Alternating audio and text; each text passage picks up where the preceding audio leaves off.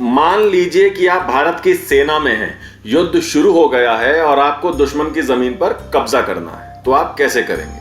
क्योंकि सामने खड़ी है दुश्मन की अच्छी खासी सेना पूरी तैयारी के साथ। अब आप कहेंगे कि हम अपने एयरफोर्स की मदद लेंगे और उनसे कहेंगे कि वो ऊपर से बम बरसाए दुश्मन की सेना पर और उनका सफाया कर दे।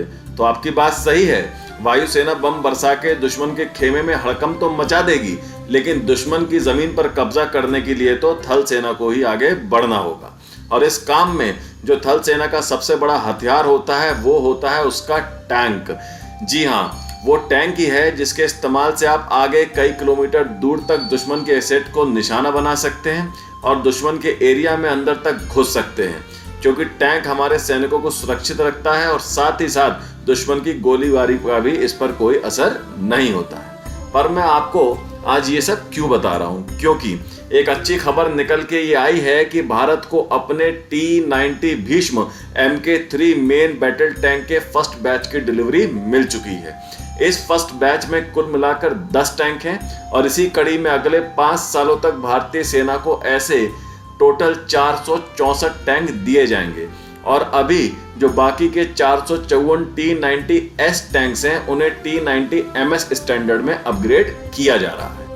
T-90 भीष्म Mk3 की एक महत्वपूर्ण विशेषता इसका उच्च स्तर का स्वदेशीकरण है। इस टैंक में 83% स्वदेशी पार्ट लगे हुए हैं और इसके इंजन का तो 100% उत्पादन स्वदेशी है।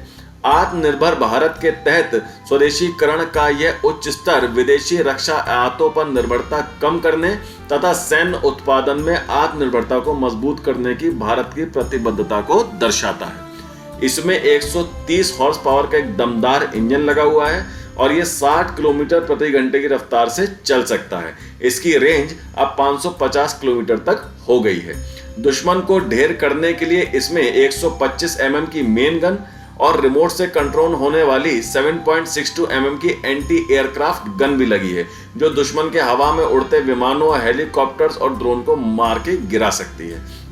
अब बात करते हैं टैंक के सबसे जरूरी हिस्से की, जिसे ERA यानी एक्सप्लोजिव रिएक्टिव आर्मर कहते हैं। ये आर्मर ही टैंक को दुश्मन के हमलों से सुरक्षित रखता है और जिस टैंक का आर्मर जितना मजबूत होगा वो उतना ही दुश्मन के लिए सरदर्द होगा, क्योंकि मजबूत आर्मर के कारण टैंक पर गोलियों, बमों और एंटी टैंक मिसाइल का भी असर नहीं होता है और वो इन हमलों को आसानी से झेलता हुआ आगे बढ़ता रहता है।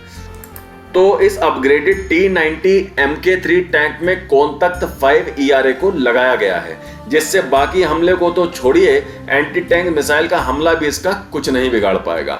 इसके अलावा इसमें Saab LED 150 active protection system भी लगा हुआ है, जिससे इसे आने वाली मिसाइलों या हमलों के बारे में पहले से पता चल जाएगा और ये उसी के अनुसार अपना बचाव कर पाएगा और हमलों को विफल भी कर पाएगा।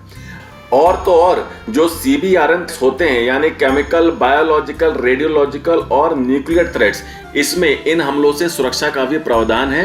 इस तरह के हमलों से भी ये पूरी तरह सुरक्षित रहेगा। और भी इसमें बहुत सारे एडवांस फीचर लगाए गए हैं और इसकी मारक क्षमता को भी काफी घातक बनाया गया है। इसके अपग्रेड का कॉन्ट्रैक्ट नवंबर 2019 में हैवी व्हीकल्स फैक्ट्री यानी HVF को दिया गया था। ये टैंक अब वर्ल्ड के बेस्ट और एडवांस टैंक में शामिल हो गया है और निश्चित तौर पर ही ये हमारी भारतीय सेना को बहुत मजबूती प्रदान करेगा। पहले भारत का पहला लाइट टैंक जोरावर और अब ये main battle tank T-90 Mk3 चीन और पाकिस्तान के लिए बहुत बड़ी चुनौती है और युद्ध में दुश्मन का इस टैंक से पार पाना बिल्कुल भी आसान नहीं होगा। तो आप क्या सोचते हैं इस खबर पर, हमें कमेंट करके जरूर बताएं। वीडियो को लाइक करें, शेयर करें और साथ ही साथ प्लीज बेल आइकन को दबाकर चैनल को सब्सक्राइब जरूर कर लें। मिलते हैं अगली खबर के साथ जल्द ही। Take care. जय हिंद।